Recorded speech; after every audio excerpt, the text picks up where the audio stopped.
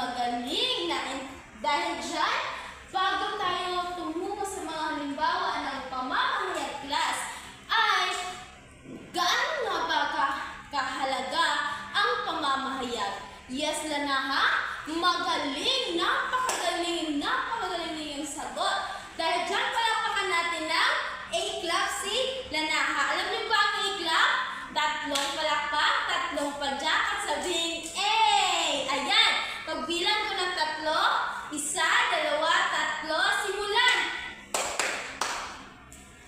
A!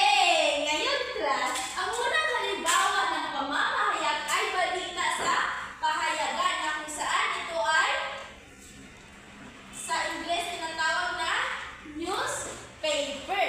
Ang newspaper class ay ito ay nakakakuha ka rin ng mga balita o impormasyon ng mga datos dahil sa newspaper ay tayo ay nagbabasa ng mga balita.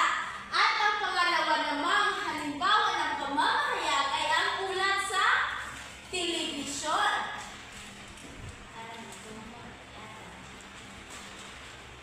Okay, pag sinabing ulat sa telebisyon, halimbawa nito ay yung mga 24 oras, ayan ay nag-uulat sila ng mga balita at yan ay kabilang din sa halimbawa ng pamamahayag.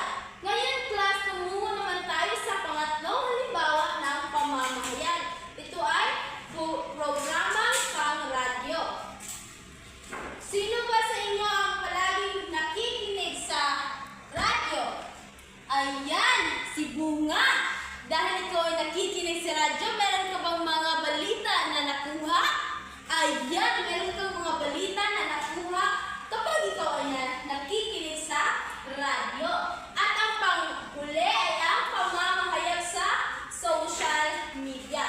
Alam kong tayong lahat ay merong social media, may mga Facebook, at dahil sa ating kasalukuyang ginagamit nating teknolohiya ay tayong lahat ay halos lahat meron tayong social media na kung saan nakakuha tayo ng mga impormasyon o mga datos o mga impormasyon. Ngunit hindi tayo basta-basta maniwala dahil meron ding mga tinatawag nating maling impormasyon, di kay fake news. Ngayon, class, na